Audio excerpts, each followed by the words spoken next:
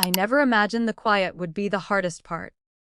Not the grief, not the empty bed, not even the way the world kept moving like nothing had changed. It was the silence.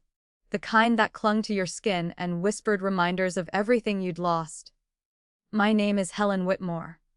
I'm 58 years old, and until last year, I had a life that, while simple, felt whole.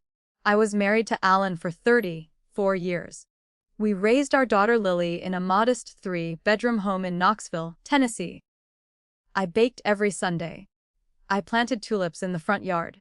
We hosted Thanksgiving without fail. But when Alan passed after a brutal battle with pancreatic cancer, the rhythm of my life disintegrated. One moment I was a wife, a caretaker, a partner. The next, I was standing in the middle of our kitchen staring at 2 mugs, his and mine, and realizing only one would ever be used again. I held it together through the funeral, through the casseroles from church friends, through Lily's soft hugs and offers to stay strong. But once the last guest had gone and the house went still, I shattered. I couldn't sleep in our bed without reaching for him. I couldn't sit at the kitchen table without expecting him to walk in with the paper tucked under his arm. Every inch of that house was soaked in him. And so, with tears in my eyes and tremors in my hands, I listed it. Sold it to a young couple with a golden retriever and baby on the way. I told myself it was a fresh start. That I still had Lily. I still had my daughter. She and her husband Travis lived just outside Atlanta, in a suburb filled with cookie-cutter homes and manicured lawns. When she offered, kindly, earnestly, for me to come stay while I figured things out, I said yes. I didn't want to impose, but she insisted. "It'll be good for all of us," she said. Travis didn't say much when I arrived. He opened the door, helped carry in my bags, and went back to whatever he was doing on his phone. Their house was neat, modern, all grays and stainless steel. It didn't feel like a home, not to me. They gave me the spare room, small, no windows. But I didn't complain. I wasn't there to disrupt. I was there to grieve quietly, to stay out of the way, to be as invisible as possible. But from the way Travis avoided eye contact, from the tight smile Lily wore when she glanced between us, I sensed something. I just didn't know yet how cold things could really become. The first few days at Lily and Travis's place, I tried to stay out of the way. I woke up early to make coffee before anyone else was up and wiped down the counters even when they weren't dirty. I folded laundry that wasn't mine and offered to run errands I wasn't asked to do. I thought that was what mothers did, especially when you were living in your grown child's house.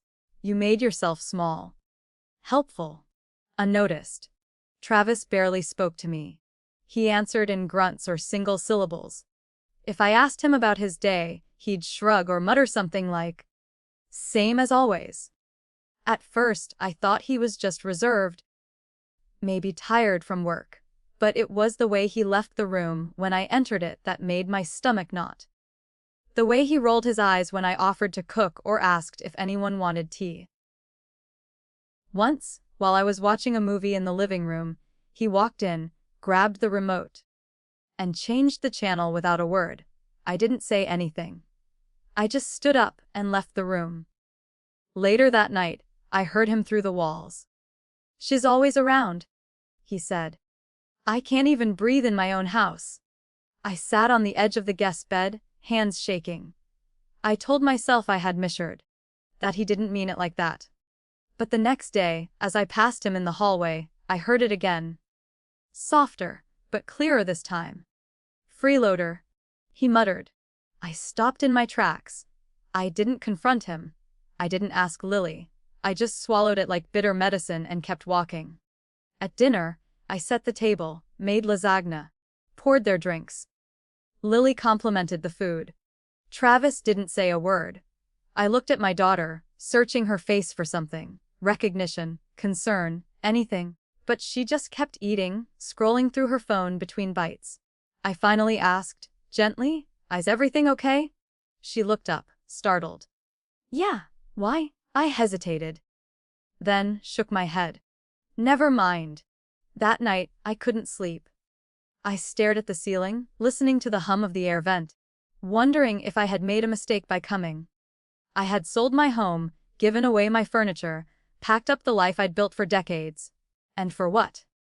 A small, windowless room and a house where I felt like an intruder. I told myself things would get better. That grief made people uncomfortable. And maybe Travis just didn't know how to deal with it. But deep down, a voice I didn't want to hear was starting to whisper something terrifying. Maybe I wasn't welcome here at all. It was a Thursday evening when everything cracked wide open. I remember because I'd spent the afternoon baking Travis's favorite chicken and biscuits, the kind my husband used to request every Sunday after church. I thought maybe if I made something comforting, familiar, it might thaw the tension I could feel settling in like a fog. Lily was on her phone at the table, scrolling absently while sipping a glass of white wine. Travis came in from the garage, cracked open a beer, and sat down without a word. The silence felt thick, like we were all holding our breath. I tried to make conversation. "The weather's turning chilly," I said, smiling gently. "Might even frost next week." No response. I served their plates, filled their glasses, and sat down across from them. We ate in silence, forks scraping against ceramic, the occasional clink of a glass. I didn't expect gratitude, but I didn't expect what came next either. Travis set his fork down, leaned back in his chair, and looked straight at me with that smirk he wore when he wanted to wound without raising his voice. "You know," he said, "maybe it's time we stop pretending this is temporary." I blinked, caught off guard. "What do you mean?" He shrugged, casual, like we were talking about the weather. "I mean, how long is this going to go on? You're not working. You're not paying rent. We've got bills. This wasn't supposed to be permanent." I stared at him, the warmth draining from my face. "I'm trying," I said quietly. "I'm still figuring things out." He let out a laugh. "Yeah, well, maybe it's time you figured it out somewhere else." I turned to Lily, desperate, hoping she would say something. Anything. She didn't meet my eyes. "Maybe it would be better," she said softly. "For everyone's sake. If you found something more stable." My throat tightened. I couldn't breathe. I couldn't speak. I stood up slowly, careful not to let the chair scrape too loudly. I walked to my room, closed the door, and packed what little I had. 2 suitcases. That was all I had left of my life. I didn't cry. Not yet. I moved like a ghost, folding sweaters, tucking in photos, wrapping my husband's watch in a scarf. When I stepped outside into the night, no one followed. Lily didn't walk me to the curb. Travis didn't even look up. The air was cold, biting, and the sky was the color of wet cement. I sat on the curb with my bags and watched the porch light flicker behind me. And for the first time since Alan died, I felt truly, utterly alone. The motel I checked into that night sat just off the interstate, wedged between a shuttered gas station and a pawn shop with flickering neon signs. It smelled of cigarette smoke and stale air, the kind of place people stayed when they had nowhere else to go. I paid for 3 nights up front with the last bit of cash I had tucked inside my purse. The clerk didn't ask questions. He handed me a key card and pointed toward a room on the 2nd floor with a broken vending machine humming just outside the door. The carpet was threadbare, the bedspread stiff and scratchy, and the bathroom mirror was cracked in the corner. I stared at my reflection for a long time, trying to recognize the woman looking back. Grief had carved lines into my face I didn't remember earning. My eyes looked hollow, my mouth set in a tight, tired line. I didn't cry, not that night. I just sat on the edge of the bed, clutching my husband's old flannel shirt and letting the silence seep into my bones. The next morning, I walked to a nearby diner and nursed a cup of coffee for an hour while staring at the classifieds. I circled job listings I knew wouldn't call back. No one was looking to hire a woman in her late 50s with no recent work history, no degree, and a heart still broken into 1,000 sharp pieces. I tried grocery stores, front desks, even a local daycare. The answer was always the same.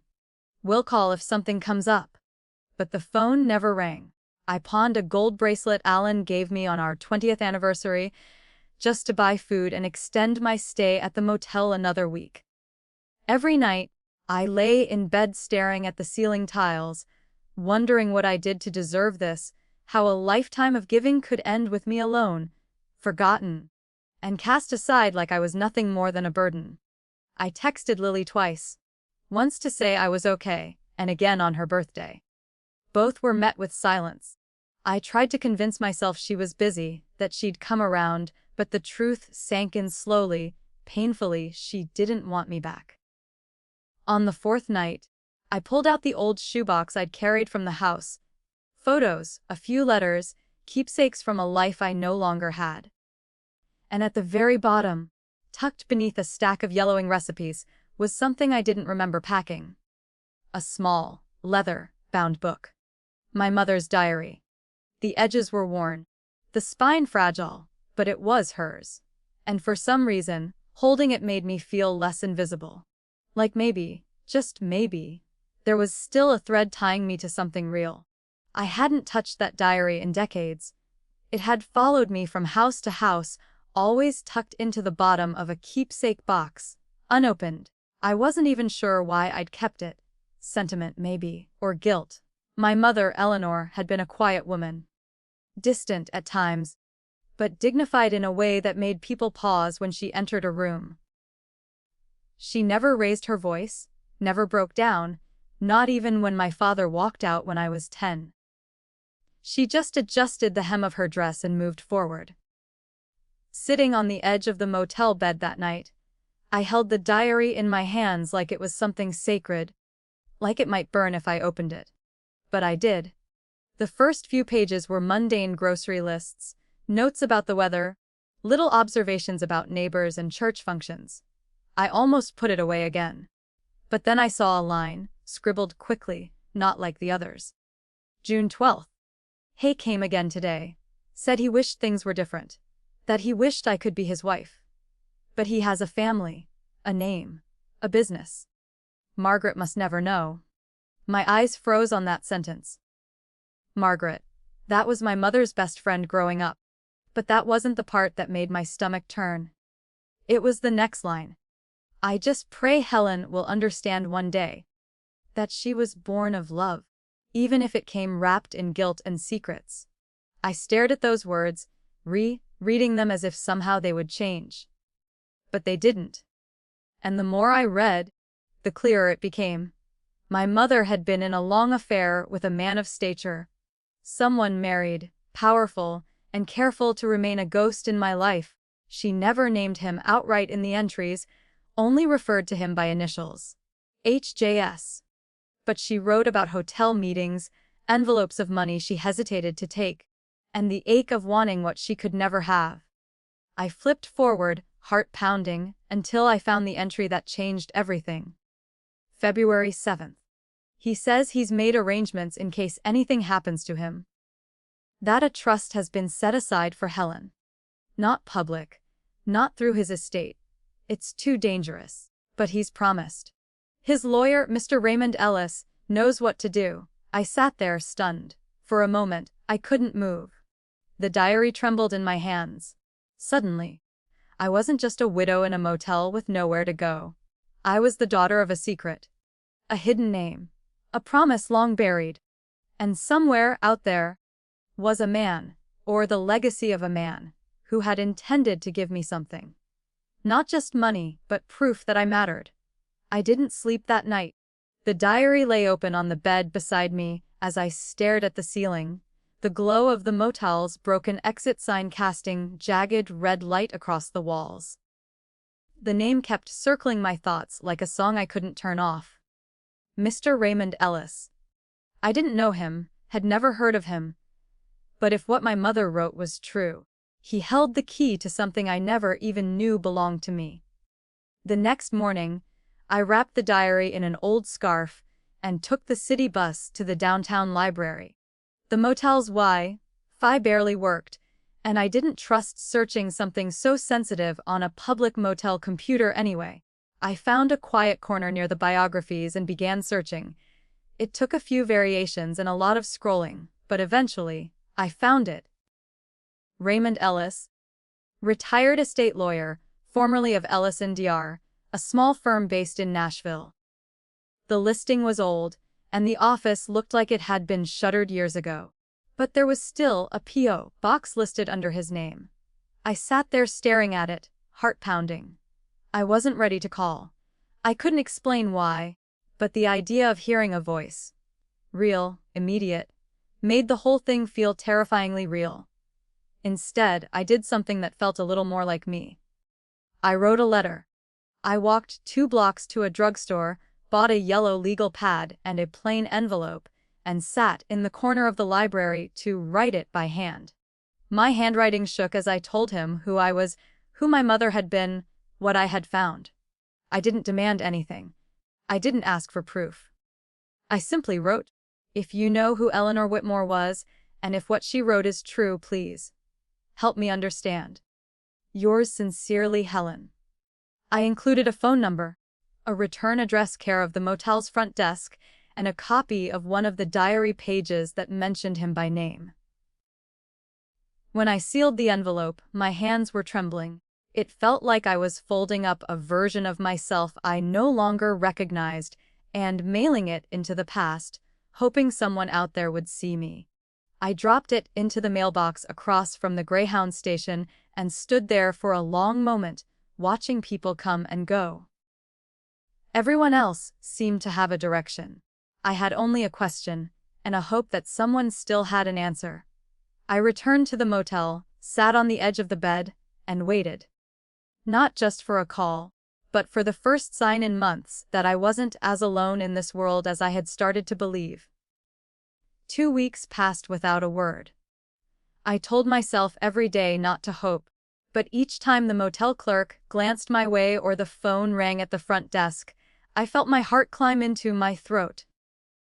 I spent my days walking the city in circles, haunting the same coffee shop, pretending to read newspapers I couldn't afford to buy. Each night I went to bed wondering if I'd imagined it all. If the diary was just the wishful confessions of a lonely woman, if there never was a man named Raymond Ellis, or a trust, or anything more than the nothing I now had. Then one afternoon, as I was returning from the library, the motel clerk waved me down. "Ma'am, someone called for you," he said, holding out a post-it note with a number written in neat, careful script. "Asked if you'd be available for a call around 5.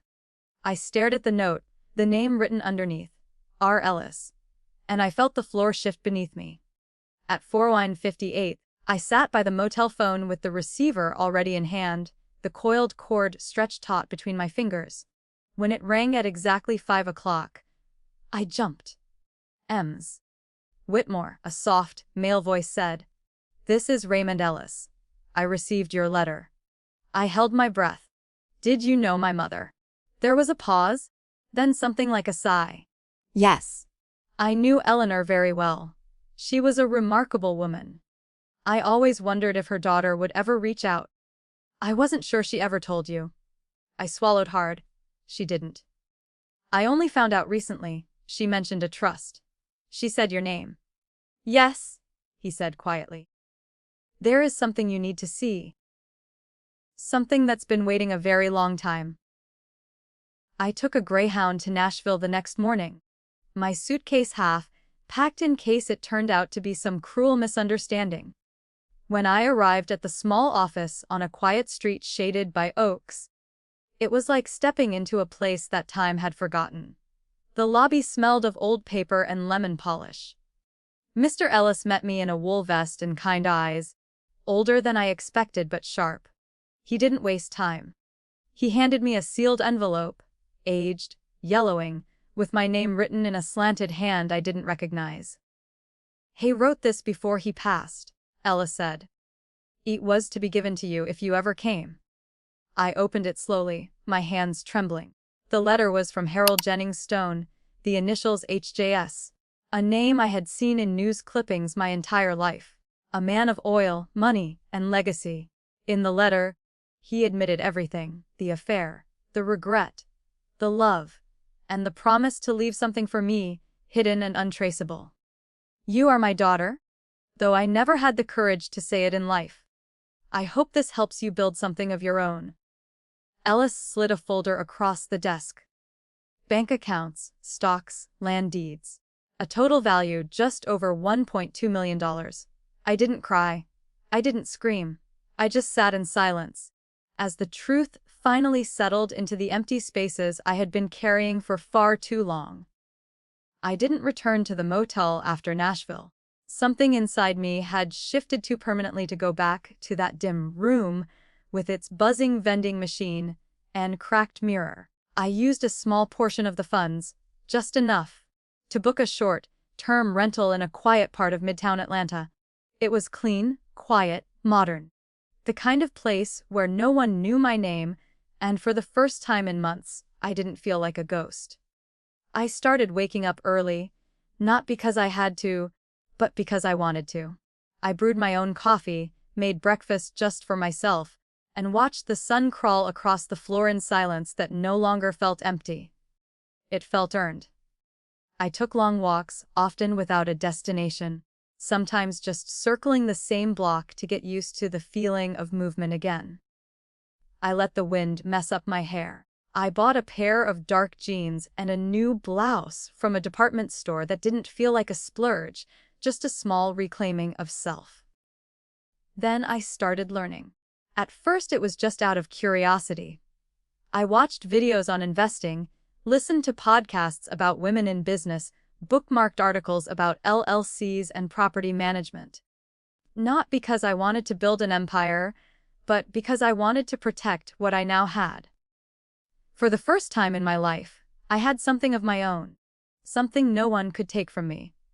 One morning, I walked into a local bank and sat down with a wealth advisor, a young woman named Erica who looked surprised but intrigued by my confidence. I didn't tell her everything. Just enough. Together, we set up accounts. We formed a limited liability company, HW Properties, under my initials. Everything was handled discreetly, professionally. No headlines. No paper trail that would ever lead back to Harold Stone. Just the quiet steps of a woman who'd spent her life giving and had finally been given something in return. I didn't call Lily. I didn't text her. Not out of spite, but because for once, I wasn't trying to prove anything.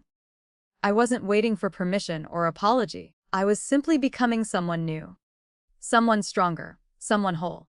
There was still hurt in me, grief and rage and a sadness that felt bone deep, but it no longer controlled me. It fueled me. I wasn't looking for revenge. I wasn't planning justice. I just wanted to build something, quietly, on my terms. And that's when I saw it. An online listing buried deep in a local real estate auction site. A multi-unit apartment building in East Atlanta. Marked, distressed, scheduled for auction in 2 weeks. The address stopped me cold. It was the building Lily and Travis lived in. I stared at the screen, my fingers hovering above the trackpad, heart pounding so hard I could feel it in my throat.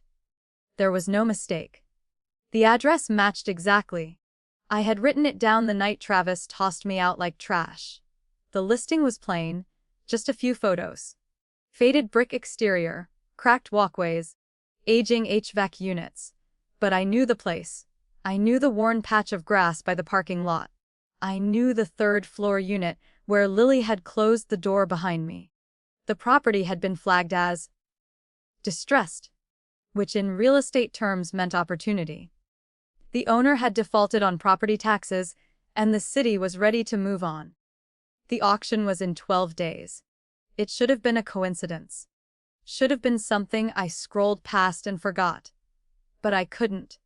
I kept coming back to it. Not because I wanted revenge. At least that's what I told myself. But because there was something poetic about reclaiming the very ground where I had been made to feel so disposable, I called Erica and asked about bidding anonymously. She put me in touch with a real estate attorney who specialized in private acquisitions.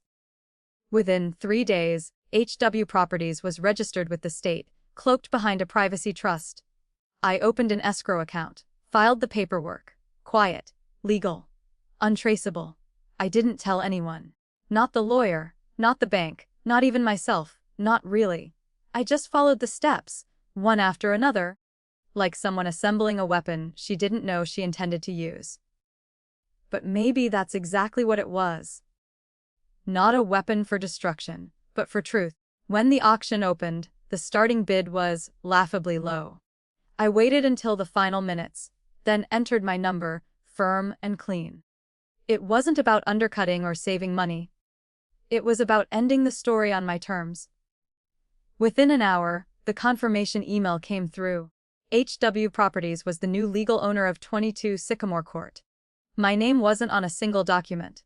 No one would know, not Lily, not Travis, not anyone, unless I wanted them to. I sat back in the chair, staring at the deed. A strange silence fell over me, heavier than any confrontation could have ever been. I didn't laugh. I didn't cry. I just whispered to no one in particular. Let's see how Travis likes paying rent to the woman he thought couldn't afford to feed herself. And for the first time in a long while, I felt like I could breathe again, not because I had one, but because I had taken back what had always been mine, my voice. My worth? My power. After the purchase was finalized, I didn't rush into anything. There was no need to throw open the doors and declare myself. That wasn't the point. I wanted control, not spectacle. Over the next week, I met with the property management firm already assigned to the building and quietly replaced them with a team I chose. Discreet, reliable, and loyal to the entity I now ran, HW Properties. I sat through Zoom calls and reviewed contractor quotes, floor by floor, unit by unit. I requested tenant files, lease histories, and maintenance logs. I wasn't interested in evictions. This wasn't a vendetta. This was structure, order, dignity. Something I had been stripped of and was now determined to rebuild, even if I had to do it brick by brick. Travis and Lily's lease was due for renewal in 60 days. That gave me time. I instructed my team to reassess all rental units based on updated market rates, especially the units with long-term tenants who had been severely underpaying. It wasn't a stretch. Their current rent was a fraction of what the neighborhood now demanded. Gentrification may have driven prices up, but I wasn't exploiting that. I was simply aligning with it. The new leases would reflect that shift. For Travis and Lily, the new monthly rent would be 3 times their current payment, plus a retroactive assessment for missed maintenance fees from the prior owner. All perfectly legal, all within policy. I didn't write the letter myself. I reviewed the language, ensured it was firm but professional. I added one sentence, just for me. Inquiries regarding ownership will not be disclosed under the privacy clause outlined in Section 8B. I wanted him to stew in the mystery, to scramble, to dig. The notices went out by certified mail on a Thursday. I imagined Travis tearing open the envelope, jaw tightening, face flushed with that particular red he got when things slipped beyond his control. I imagined Lily's silence beside him, her eyes lowered, her hands folded in her lap, wondering how it had come to this. The next morning, I received a voicemail from a number I hadn't seen in months. Hi, Mom. I don't know if you've heard, but something's going on. Our rent just tripled. Travis, is freaking out. Can we talk? I didn't call back. Not because I didn't want to. Because I wanted to more than anything. But I needed her to sit with it. To feel the consequences not just in their bank account, but in the space between us. I had been erased. And now, I was quietly writing myself back into the story. Page by page, line by line, without asking anyone's permission. The hardest part wasn't sending the notice. It was staying quiet afterward. Every part of me wanted to hear her voice, to pick up the phone and say, "It's me. I'm the one who owns the building now." But I didn't. I let the silence settle between us like dust in an untouched room. That silence, I had learned, had power. Travis, on the other hand, did not take the notice in stride. Within days, he sent a string of emails to the new property manager, furious and indignant. The subject lines alone read like headlines from a collapsing man. UNFAI renti haiki, THS exterti on, demenengato kainoa du ho adoes tais dump. I instructed my team to respond with the same language we used with everyone. Market adjustments, policy compliance, and no exceptions. He had no idea I was the one reading every word behind the scenes. That every insult he hurled was bouncing off the very woman he'd once dismissed with a shrug and a beer in his hand. I didn't need revenge. I needed balance. And this quiet restructuring of his world, was justice in its most elegant form. Lily, for her part, stayed mostly invisible. I imagined the tension between them. The arguments behind closed doors. She was the one who used to scroll through her phone while I washed their dishes. The one who watched me pack my life into 2 suitcases and didn't say a word. Now she was the one walking the long halls of that building, knowing something wasn't right and not knowing how deep the shift ran. I drove by one evening just after sunset. I parked across the street, far enough not to be noticed, but close enough to see their unit's lights glowing behind closed blinds. I saw Lily pacing. Travis's silhouette moved erratically in the background. Arms flailing, voice likely rising even if I couldn't hear it. I didn't stay long. Just enough to remind myself that I wasn't crazy. That I hadn't imagined the way they made me feel. Unwelcome, unworthy, disposable. Now, they were sitting inside the very walls I owned, breathing air conditioned by systems I paid to repair. They didn't know it, but every time they flipped a light switch, every time they flushed the toilet or turned on the tap, they were living inside my story. I was the landlord now. Not of just a building, but of my own narrative, and I had rewritten the ending, quietly, strategically, permanently. A week passed, then 2. I didn't respond to Lily's voicemail. I didn't return the next few texts either. Short ones, tentative, like pebbles tossed at a window she wasn't sure was still hers to approach. "Hey, just wondering if you're okay. Can we talk sometime soon? I miss you." Each one hit a different nerve. The woman I used to be would have replied the same day, heart aching, fingers trembling with relief. But the woman I was becoming, calmer, sharper, knew better. Love without accountability isn't love. It's convenience. And I'd spent too many years confusing the two. While she sent her hesitant messages, Travis became louder. Angry notes began appearing under the office door of my property manager. Complaints about unfair treatment, about water pressure, about trash bins not being returned to their proper place. All petty, all a distraction from the fact that he was losing control. He didn't know who he was yelling at. That was the beauty of it. I didn't have to raise my voice. I didn't have to be in the room. My silence was his unraveling. Meanwhile, I was changing. My posture, my tone, my hair, even the way I walked through a grocery store. Everything about me felt sharper, more deliberate. I'd begun attending small real estate meetups under the name Helen W. Pierce, using my mother's maiden name. No one asked about my past. They just saw a woman with clean credit, clean paperwork, and enough capital to move forward. I kept tabs on the building, not obsessively, just enough. Lily had taken on a second job, from what I could gather. Something part-time at a local office park. Her car started showing up at different hours, sometimes parked in the far corner of the lot, as if she didn't want it seen. And Travis, he was breaking down. I knew it from the way the other tenants started filing anonymous complaints. Raised voices. Slamming doors. One of them mentioned hearing glass break. Another said they saw Lily crying on the back stairs late one night, her phone clutched to her chest like it was the only thing holding her together. I should have felt triumphant. I should have felt vindicated. But all I felt was stillness.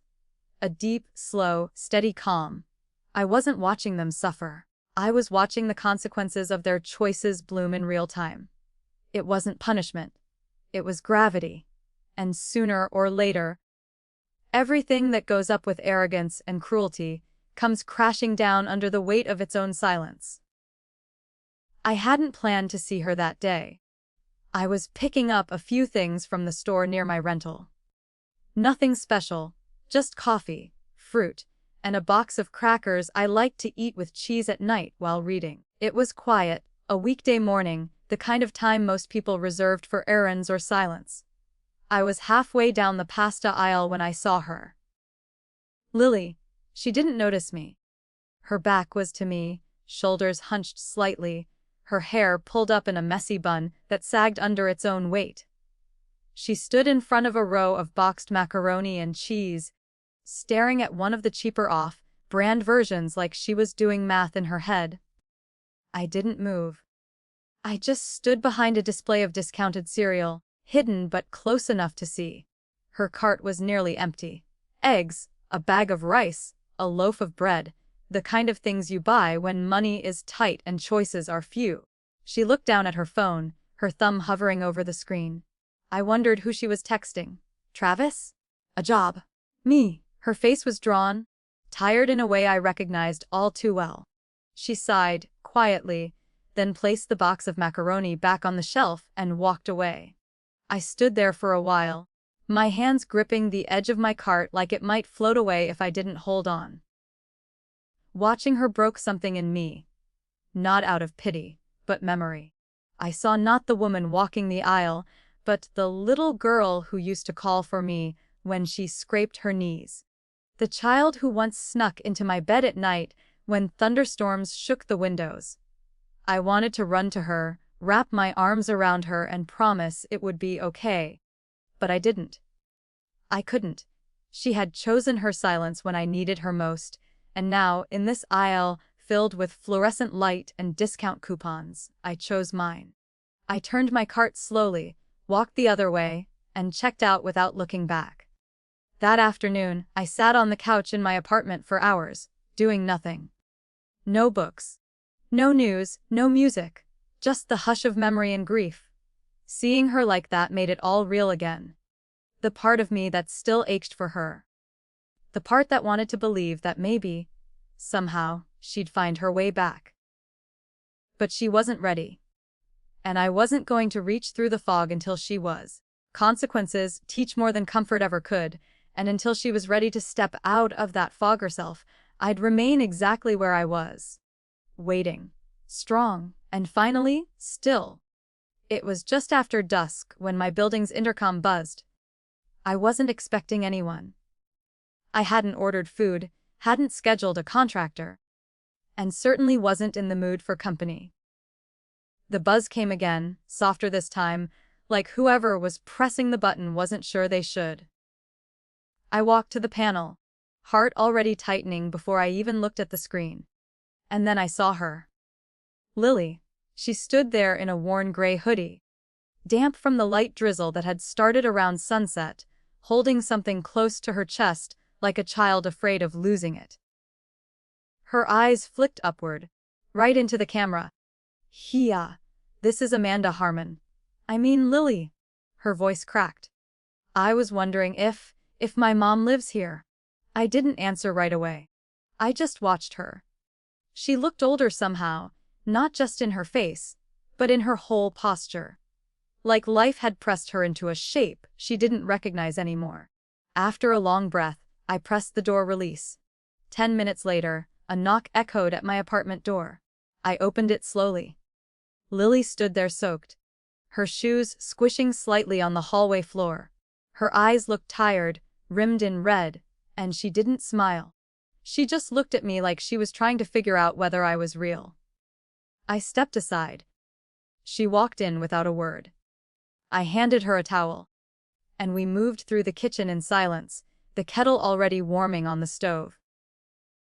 I didn't ask why she was there. I didn't ask how she'd found me. I didn't even ask what had happened.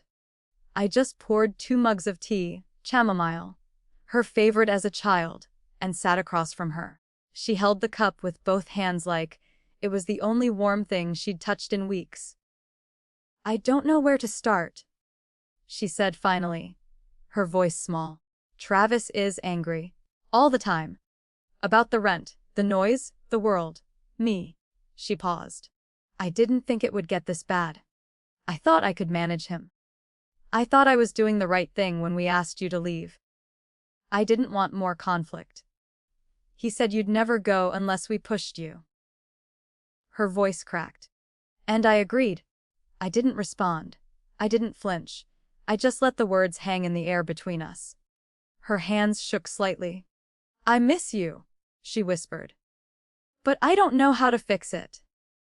I studied her face, searching for something real. She wasn't asking for money. She wasn't even asking for forgiveness. She was asking to be seen, and for now that was enough. I offered her silence. The kind that didn't punish, but waited. Because sometimes, the only way to rebuild trust is to leave space for someone to finally tell the truth. The notice for the tenant meeting went out on a Tuesday morning. Simple. Formal, typed in black Arial font. Mandatory attendance, upcoming property renovation updates. Location building 3 common room. Wednesday, 6:00 p.m. There was no mention of ownership, no explanation of what was really about to unfold. I planned it that way. I didn't want chaos. I wanted clarity. And I wanted Travis in that room. I knew he wouldn't be able to resist. The rent hike had been eating at his ego for weeks, and he had been sniffing for someone to blame. He wouldn't miss a chance to confront whoever he believed was hiding behind the curtain. The evening of the meeting, I arrived 15 minutes early. I wore a charcoal, gray blazer over a crisp white shirt, dark jeans, and clean loafers. Polished but unremarkable. My hair, no longer the soft, shapeless curls of the woman he once dismissed, was neatly pulled back into a smooth, confident bun. I sat in the back of the room, a clipboard in hand, listening as tenants trickled in. A few nodded politely. No one recognized me. Then he arrived. Travis stormed in with his usual bravado. Sunglasses pushed to the top of his head, despite the fluorescent lights overhead. Lily trailed behind him, her expression drawn and resigned, her arms crossed tight across her chest. Travis didn't look around. He made a beeline for the property manager at the front. "Where is she?" he snapped, loud enough for everyone to hear. "I want to speak to the person in charge today. Not some assistant." The manager remained calm, unfazed. "All questions will be addressed during the presentation, Mr. Harmon. Please take a seat." Travis scoffed but obeyed, pulling out a chair with unnecessary force. Lily sat beside him, eyes fixed on the floor. The meeting began with the usual updates. Improved lighting in the hallways, new security cameras, exterior painting scheduled for spring. The manager clicked through slides with efficiency and ease. Then came the final slide. "Would like to take a moment to thank HW Properties for their investment in this community and for funding these renovations. The property owner is present today and available for questions." The room fell into a hush. All eyes turned toward the front. I stood up slowly. A murmur moved through the crowd. Travis turned, confused at first, then stunned. His face paled as recognition crashed into him like a wave. Lily's mouth opened, but no sound came. I walked to the front, calm, steady, and turned to face the tenants. "Good evening. My name is Helen Pierce. I'm the managing owner of this property." Travis stood so quickly his chair nearly tipped over. "You?" he spat. "This is a joke." I met his gaze, unwavering. "No, Travis, it's just business." The room went still, and in that stillness I felt something shift. Not just in him, but in me. For the first time, I wasn't the guest, or the burden, or the woman no one defended. I was the one holding the keys. He didn't say a word on the way out. Not to me, not to Lily, not to the room full of tenants who now saw him not as some wronged tenant, but as a man unraveling in real time. He stormed past the chairs, his sneakers squeaking against the tile floor, and shoved open the double doors hard enough to make them swing back into the wall.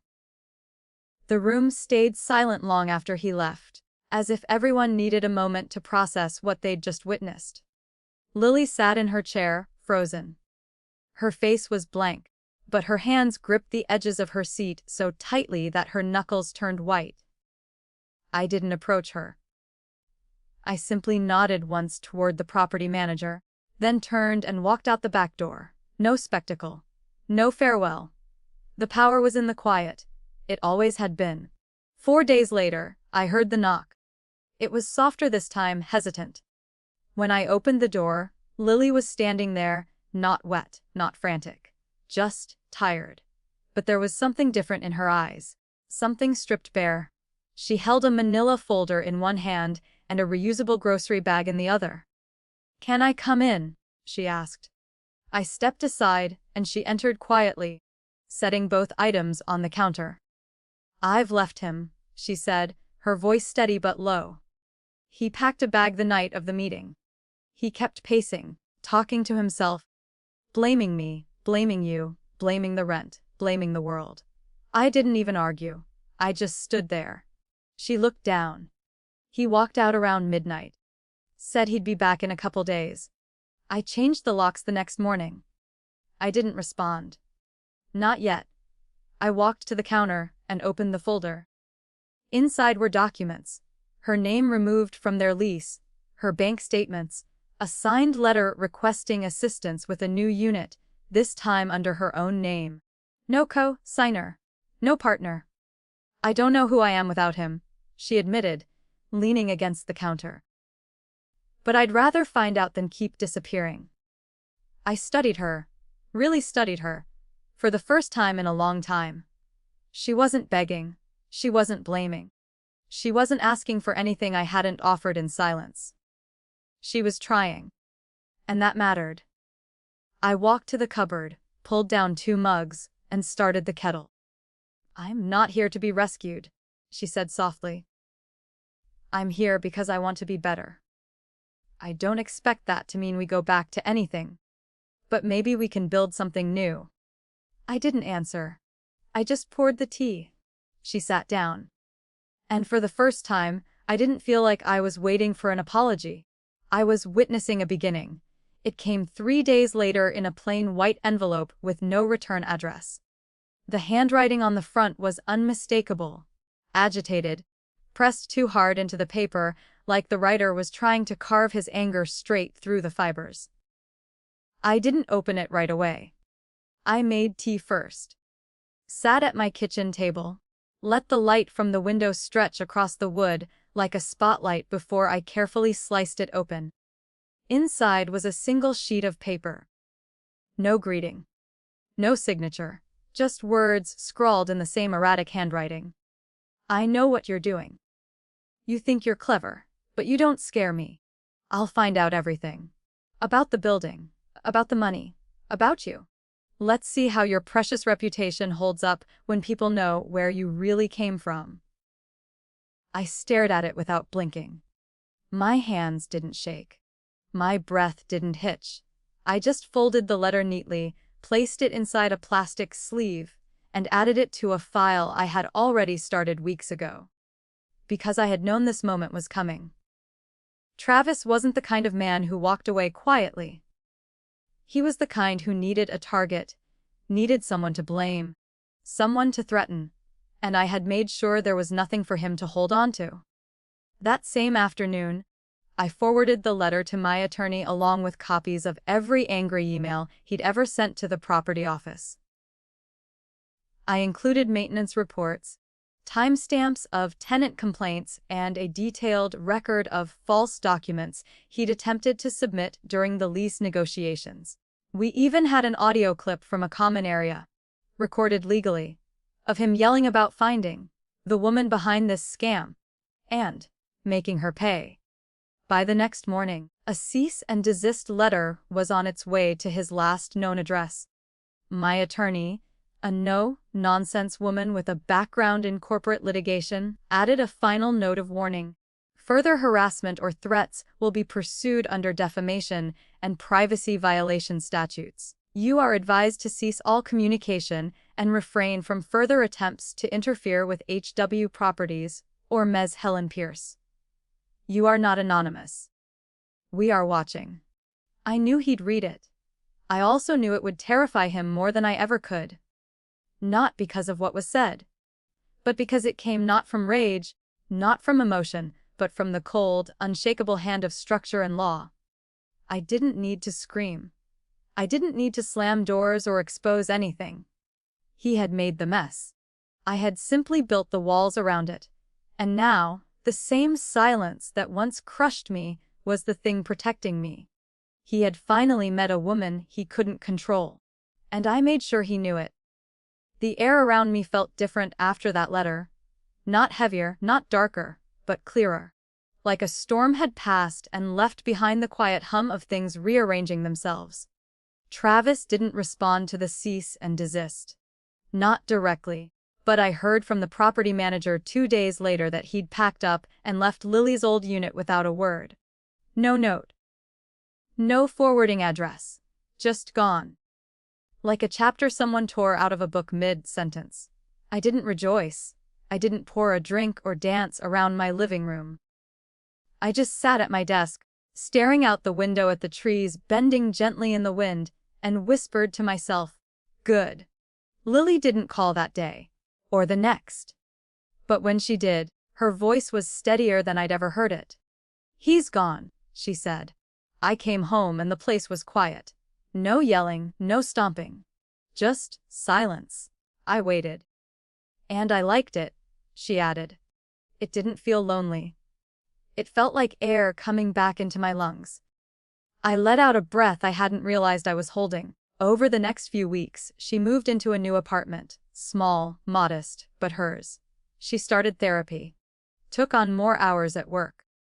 Joined a community art class at a local center. I don't know why I picked painting. She told me during one of our coffee visits. I was never good at it in school. But now it feels like I'm trying to color in pieces of myself I'd forgotten. A few days later, she knocked on my door again. This time holding a canvas. It was abstract, bold streaks of red and deep gold, jagged brushstrokes rising out of a smoky black background. "It's a phoenix," she said, almost shyly.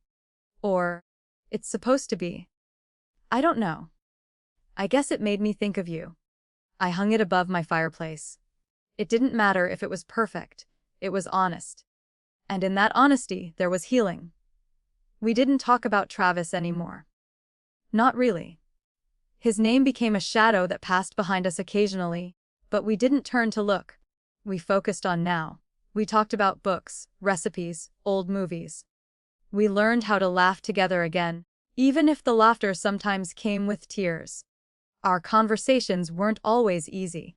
Sometimes we sat in silence, unsure of the next step. But it was the kind of silence that held possibility, not pain. Rebuilding isn't loud. It's a slow, almost invisible process. Brick by brick. Breath by breath. And we were finally doing it. Not as mother and daughter defined by old wounds, but as women willing to begin again.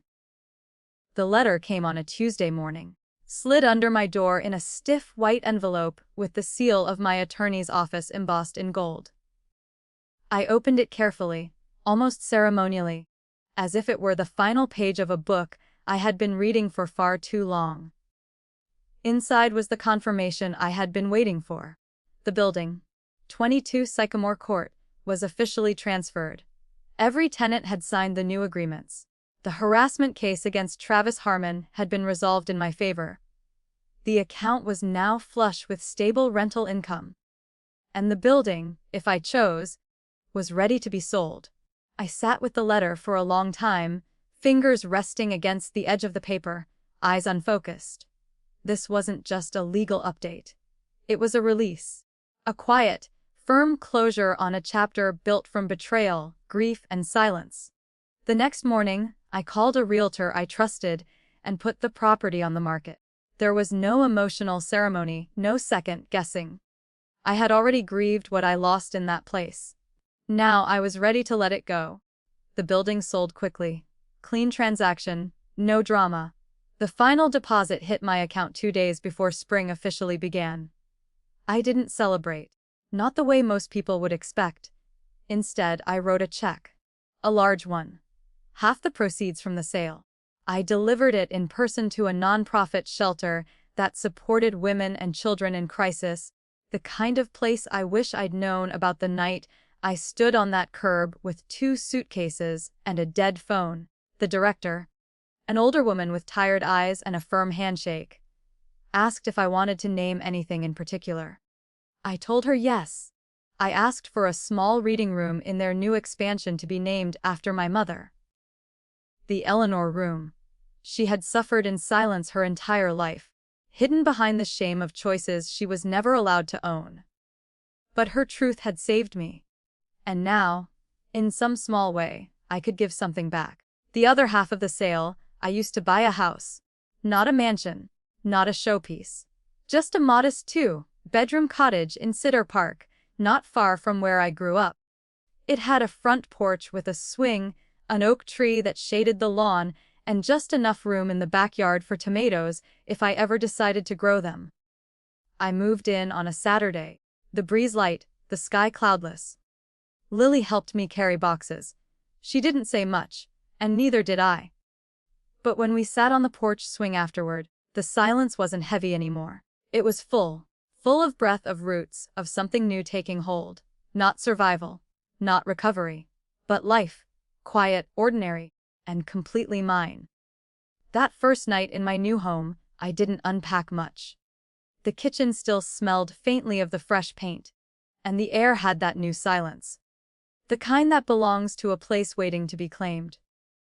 I brewed a cup of tea, chamomile of course, and sat by the window with the cup nestled between my palms, the porch light casting a soft glow across the grass. The oak tree outside rustled gently in the breeze. The street was quiet, lined with houses whose porch lights blinked on one by one like stars waking up. I thought about everything I had walked through. Grief, abandonment, the cold edge of silence, the fire of betrayal. I thought about Alan and how he used to sit on our old porch with a crossword and a glass of lemonade. I thought about the first night I arrived at Lily's, clinging to the belief that family meant safety. And I thought about the night I left with 2 suitcases and nowhere to go. I had imagined that would be the end of me. But it wasn't. It was the beginning. I crossed the room to the old trunk I'd carried with me through every move, every chapter. Inside, beneath photo albums and folded scarves, was my mother's diary. The leather had softened over time, its corners worn, the spine still holding. I opened it one last time, rereading the words I had once clung to like oxygen. Helen must never know. And yet I did. I knew everything now. Not just about her. Not just about Harold Jennings Stone. But about myself. About who I had always been. Even when I had forgotten, I pulled a note card from the drawer and wrote a short message. Just a few lines. Then I tucked it gently inside the back flap of the diary and closed the cover. Someday Lily would find it. Maybe after I was gone. Maybe sooner. Whenever she was ready. And when she did, she would read the note that said, "You don't need their love to be worthy. You don't need their approval to be strong. You only need the truth, and to never forget who you are." I placed the diary back into the trunk and returned to my seat by the window.